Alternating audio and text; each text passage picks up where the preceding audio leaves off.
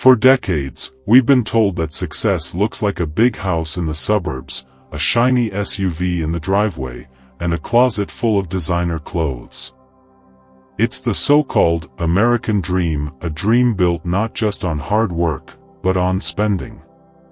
After World War II, this vision took root, fueled by advertising, social expectations, and a booming economy.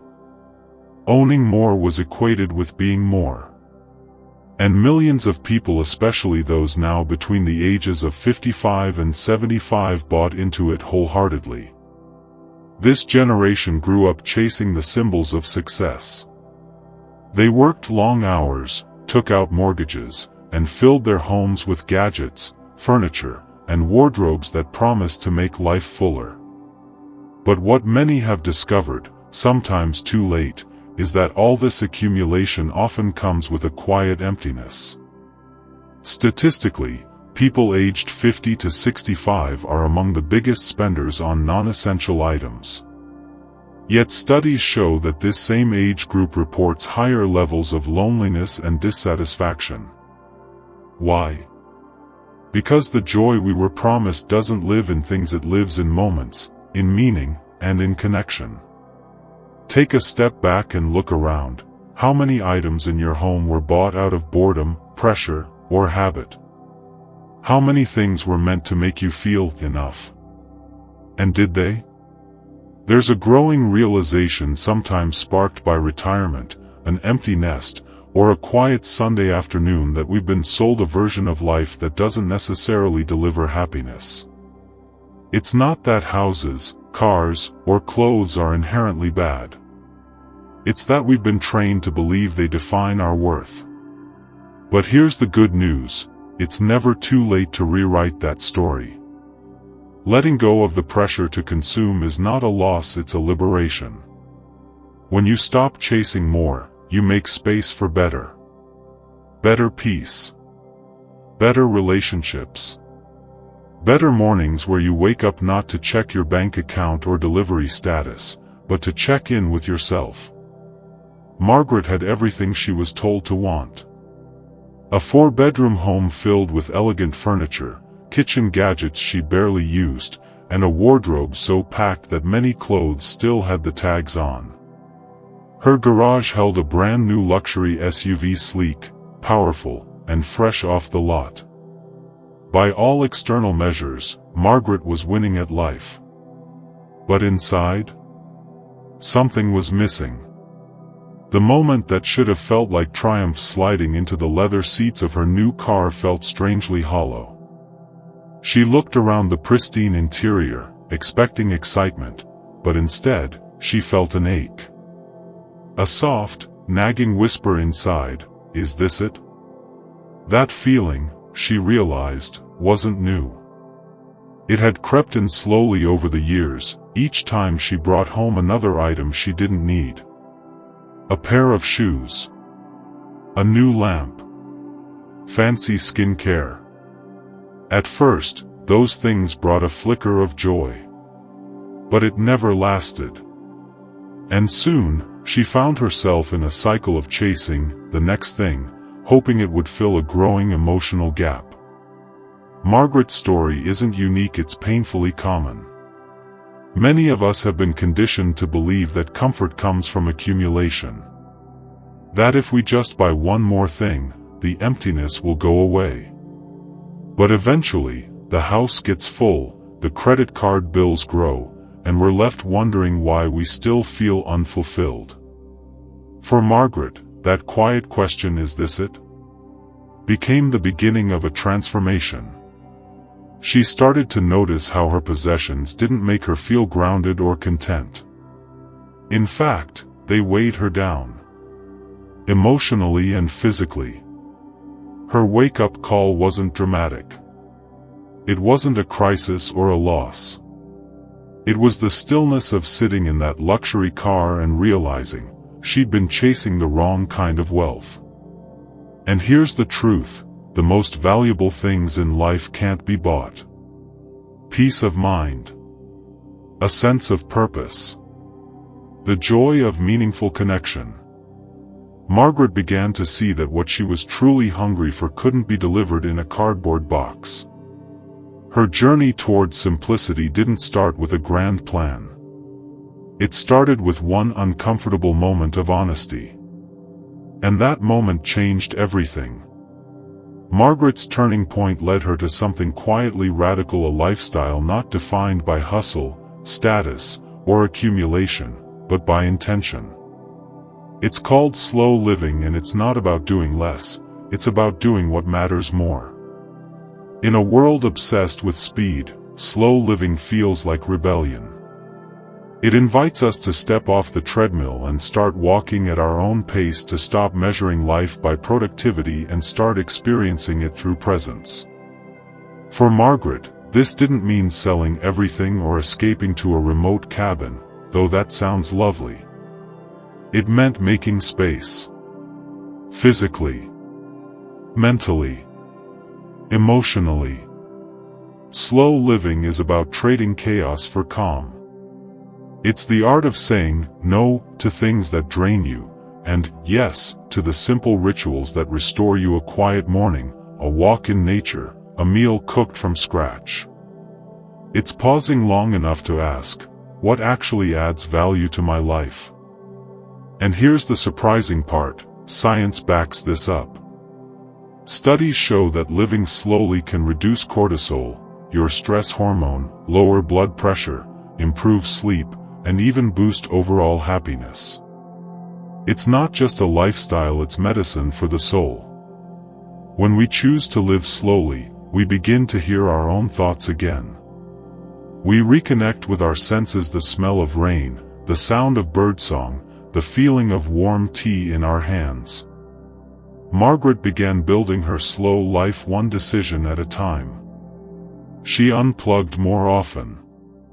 She lit a candle in the mornings instead of rushing to check emails.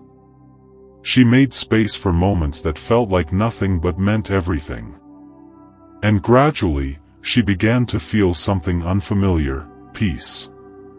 You don't need to move to the countryside to live slowly. You just need to reclaim your rhythm. And that starts with awareness. With noticing how fast you've been going and gently choosing to ease up. Slow living isn't about having less, it's about needing less. It's not about being lazy, it's about being awake.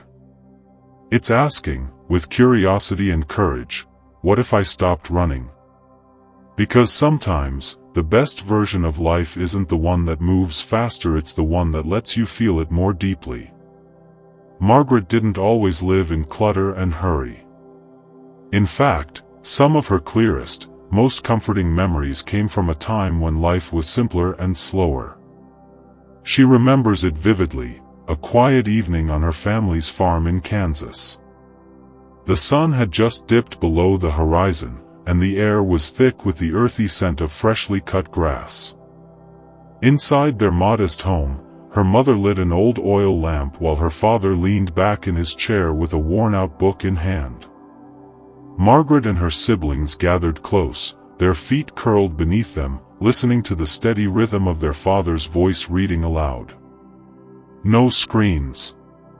No noise. No distractions.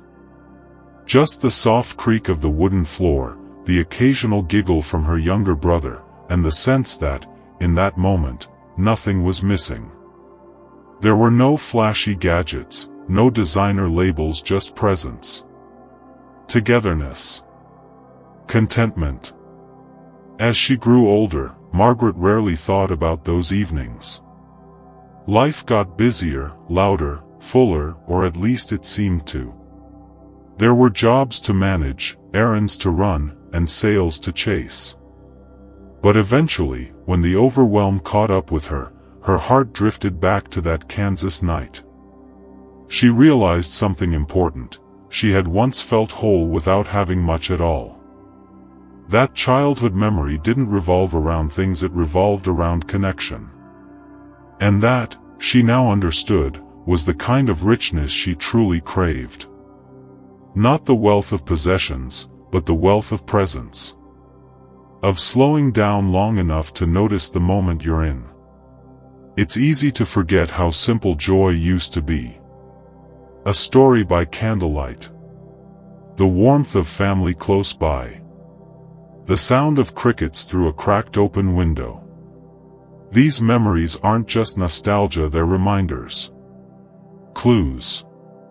They point us back to a truth we've buried under busyness, that what truly matters doesn't cost money. It costs attention.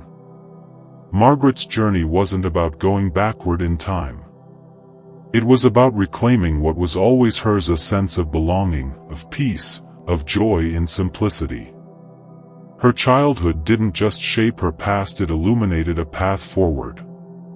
Sometimes, to remember what matters most, we have to look back not with regret, but with reverence. Margaret stood at the threshold of her guest bedroom, staring at boxes stacked high like a miniature skyline. Inside them were the artifacts of a life she had spent decades building, holiday decor she hadn't used in years, kitchen gadgets with dust in their corners, old handbags carefully tucked away, just in case. The room, once meant for visiting family, had become a museum of maybes and somedays. And now, she was ready to let it go. It didn't happen overnight.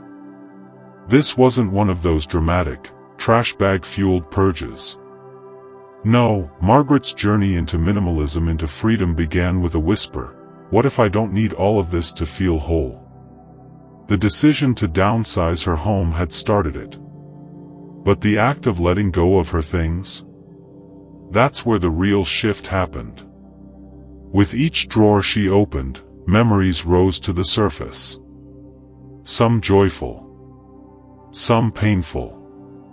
A bracelet gifted by an old friend she no longer spoke to. A fondue pot from a holiday party 10 years ago. A drawer of unused candles, as if she had been stockpiling ambience for a life she never had time to live. But this process wasn't about discarding the past, it was about honoring it, then releasing it. She created 3 piles: keep, donate, release with gratitude. The third pile became her favorite. It was filled with items she once loved, or thought she might. Each one got a silent thank you for serving me, she whispered to an old coat, but I don't need you anymore. It was surprisingly emotional, not because she missed the things, but because she was finally making peace with what they represented. One evening, while sorting through her closet, Margaret found a small wooden box she hadn't opened in years. Inside, nestled beneath yellowed tissue paper, was her father's old pocket watch. The tick no longer worked, but the memory did. She held it close, the metal cool in her palm, and tears quietly welled in her eyes. That watch didn't need to be useful to be meaningful. Unlike so much else, it held true value, a legacy, a connection, a reminder of what love looks like when it's quiet and steady. Not everything was kept, but not everything was discarded either. Margaret learned to ask better questions. Does this item bring me joy, not just in memory, but in this life I'm living now? Is it adding peace or creating noise? With each item she released, she felt lighter. Her home began to breathe again, and so did she. Decluttering wasn't about making space on her shelves. It was about making space in her life. For stillness. For clarity. For the next chapter. And as she closed the door to that once overstuffed room, Margaret didn't feel loss. She felt possibility. Because sometimes, the truest kind of abundance begins with letting go. For years, Margaret thought her occasional shopping splurges were harmless, a reward after a tough week, a way to lift her mood, a small indulgence she deserved. But as she looked around her cluttered home and felt the emotional weight of her overstuffed closets and unopened boxes, she finally asked herself the tough question: what am I really trying to buy? The truth hit hard. She wasn't shopping for things. She was shopping for feelings. Comfort. validation, escape, and sometimes, just plain boredom. That's when she knew something had to change. Margaret didn't just declutter her home, she began to declutter her habits. And resisting the pull of shopping became a key part of that. But this wasn't about strict self-denial. It was about mindfulness. About learning to pause, reflect, and reclaim her power over impulse. Here's how she did it. 1. The 30-day rule. Whenever Margaret felt the urge to buy something, especially online, she made herself wait 30 days. She added it to a want list rather than her cart. Most of the time, after a few days, the desire faded completely. That space between impulse and action gave her clarity. Did she really need it? Or was it just a passing craving? 2. Unsubscribing from temptation. Her inbox had become a constant stream of limited-time offers and can't-miss deals. So, she hit unsubscribe. Every brand, every sale, every tempting distraction. Instead of letting advertisers decide when she should shop, she took back the reins. Her inbox became quieter and so did her mind. 3. Rewriting her emotional triggers. Margaret began noticing patterns. She'd often browse shopping apps when she was feeling lonely, anxious, or overwhelmed. So instead of reaching for her phone, she reached inward. A short walk, a cup of tea, journaling, or calling a friend became her new coping tools. She learned to feel her emotions instead of trying to fix them with purchases. 4. Practicing gratitude, not deprivation. Margaret created a joy corner in her home, a small space with her favorite chair, a cozy blanket, and a candle. It reminded her daily that comfort could be created, not consumed. She started a gratitude journal and listed 3 things each day that brought her contentment, none of which were things she had bought recently. 5. Setting meaningful goals. Instead of rewarding herself with stuff, Margaret started rewarding herself with experiences: a day trip to the mountains, an afternoon at the library, a picnic in the park. She focused her energy and money on living, not accumulating. And slowly, something powerful happened. Shopping lost its grip. The high of a new purchase was replaced by the deeper satisfaction of self-respect. Margaret no longer needed to consume to feel alive. She had found something better, a life she didn't want to escape from. Because true freedom doesn't come from having everything, it comes from needing less and loving more. Once Margaret started clearing out her physical space, she felt a new kind of hunger, not for things, but for clarity. What began as decluttering her home quickly grew into something far more transformative, simplifying her entire life. Because she realized the clutter wasn't just on her shelves. It was in her schedule, her digital devices, her habits, her mind. So Margaret kept going. Digital decluttering, from overwhelm to calm. Her phone was the first battleground. Dozens of notifications. Endless apps. Hundreds of photos she'd never look at again. It made her feel mentally scattered every time she picked it up. So she did a digital detox. She deleted apps she hadn't used in months. Turned off all non-essential notifications. Organized her photos, backed up what mattered, and let the rest go. Most importantly, she began leaving her phone in another room during meals and mornings. The result? She felt her life again, unfiltered, uninterrupted. Reclaiming her time. Margaret had always prided herself on being productive. Her days were packed, her calendar color-coded. But she started to ask, Am I busy, or just distracted? She took a hard look at her schedule and began stripping away what didn't align with her values. Pointless meetings? Gone. Social obligations that drained her?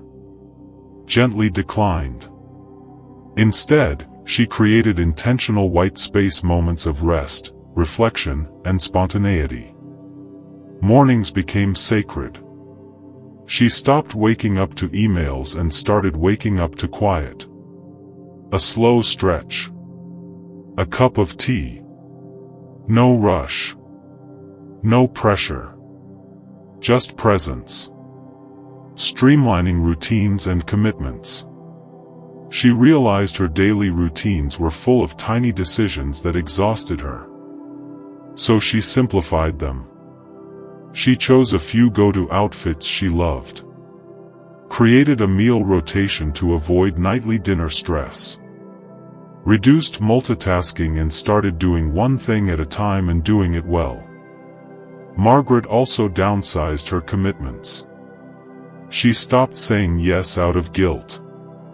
She learned the powerful magic of no, not as rejection, but as protection for what truly mattered. Rediscovering joy in the simple things. As the noise died down, joy began to bubble up in unexpected places. She started reading again, not articles, but novels. She planted herbs on her windowsill. She began walking without a destination, simply to feel the sun on her face and the rhythm of her breath. Margaret wasn't escaping life, she was finally living it. Fully, freely, and on her own terms. Simplifying her physical space had unlocked a new kind of clarity. One that spilled over into every corner of her life. She realized that real peace doesn't come from controlling everything, it comes from letting go of what doesn't matter. And with each layer she peeled away digital noise, busyness, pressure, she uncovered something extraordinary underneath. Herself. Margaret used to chase the kind of success that looked good on paper. A respectable job title. A beautiful home in the suburbs. A wardrobe that whispered luxury. Her calendar was packed, her to-do lists were endless, and her smile, though convincing, often masked exhaustion.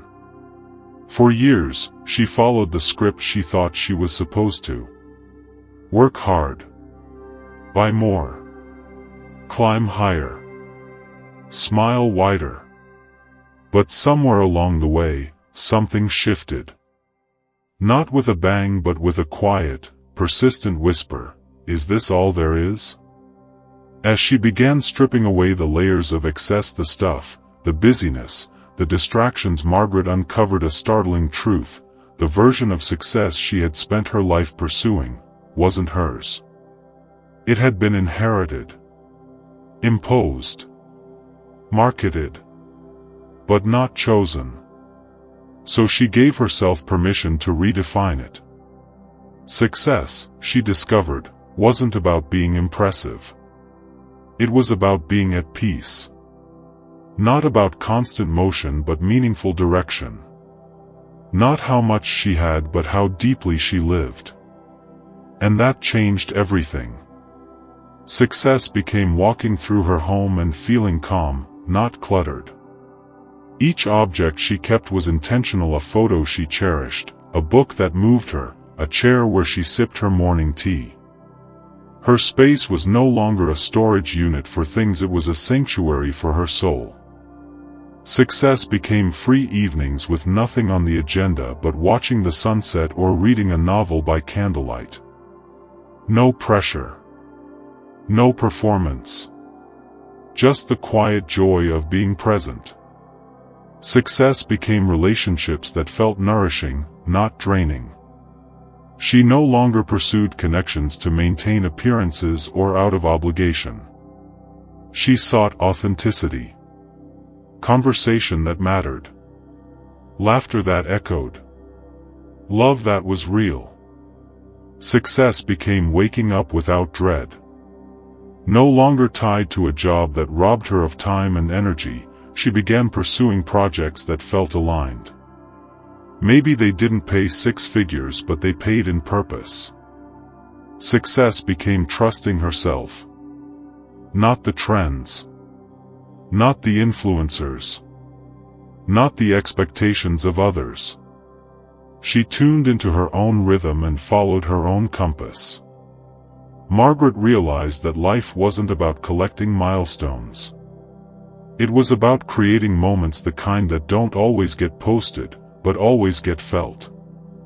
Her new life didn't look flashy, but it felt true. And in that truth, she found something she never thought she'd have: contentment. Because real success isn't found at the top of a ladder. It's found in the quiet courage to step off it and build something grounded, intentional, and beautifully your own. Margaret didn't abandon ambition. She just rewrote it. On her terms. In her voice. With her heart wide open. Let's be real, you didn't accidentally stumble upon this article. Something about Margaret's story resonated. That quiet voice whispering, there's got to be more to life than this endless cycle of work, spend, repeat. Well, guess what? You're absolutely right. And the best part? You hold the power to change it, starting today. Why your small choices matter more than you think. We've been conditioned to believe change requires grand gestures. But here's the beautiful truth: transformation happens in the mundane moments when you choose tea over Target. Pick up a book instead of your credit card. Call a friend rather than check sales notifications. Margaret didn't overhaul her life overnight. Her revolution began with simple acts of resistance against the more is better mentality. Your 3-step starter kit for slow living. The 24-hour pause button. Next time you're about to buy something non-essential, walk away. Give yourself one full day. If you still truly need it tomorrow, reconsider. Most times, you'll forget what you wanted by lunchtime. The Joy Audit. Pick one drawer/cabinet this weekend. For each item ask, does this spark joy? Have I used it in the past year? Would I buy it again today? Keep only what passes the test. Feel that lightness? That's freedom. The Experience Fund. Take what you'd normally spend on impulse buys and put it toward that cooking class you've eyed. Gas money to visit an old friend. Tickets to that museum exhibit. Measure life in memories, not merchandise. Why this matters now more than ever. We're the first generation drowning in stuff while starving for meaning. But we can also be the first to break free. When you choose slow living, you're not just helping yourself, you're quietly revolutionizing our planet. Less waste. Our communities, more connection. Our future, healthier values. Your invitation to the resistance. The system wants you to keep consuming. But you're wiser than that. So let's make a pact right now. For the next 7 days, whenever you feel the urge to shop, do this instead. Breathe deeply 3 times. Ask, what do I really need right now? Choose one alternative from this list. 15-minute walk outside. Text an old friend. Write in a journal. Make tea and stare out the window. That's it. No perfection required. Just small acts of rebellion against the madness. The ripple effect starts here. When Margaret began her journey, she never imagined how it would inspire others. Your story could do the same. So tell me in the comments, what's one small way you'll embrace slow living this week? Maybe it's Deleting shopping apps. Having a device-free dinner. Visiting the library instead of the mall. However you start, remember, every great change begins with someone brave enough to take the first step. Why not let that someone be you? Let me ask you a dangerous question. What if everything you've been chasing is wrong? That promotion that keeps you up at night. That dream car you're saving for. That perfect home decor you keep adding to your cart. What if none of it actually leads to where happiness lives? Margaret discovered the shocking truth at 55. After decades of chasing the perfect life, she found herself surrounded by beautiful things, and utterly empty inside. The happiness lie we've all bought into. We've been sold a story. More money equals more freedom. More stuff equals more status. More busyness equals more importance. But here's what they don't tell you. Every time you acquire something new, your brain gets a quick hit of dopamine, followed by a crash that makes you crave the next thing. It's literally designed to keep you consuming. Margaret's life-changing realization. Sitting in her brand new luxury SUV, the one she thought would finally make her happy, Margaret had an epiphany. I've been collecting the wrapping paper while throwing away the gift. The gift she'd been missing? Slow mornings with coffee and birdsong. Lazy afternoons with her grandson. The smell of rain through an open window. Not one of these cost a dime. Your happiness audit.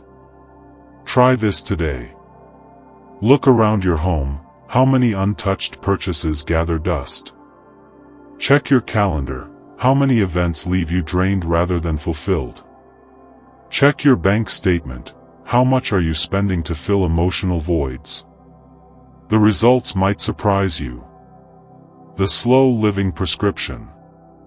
Happiness isn't found in more, it's found in heavy checkmark less clutter, physical and mental.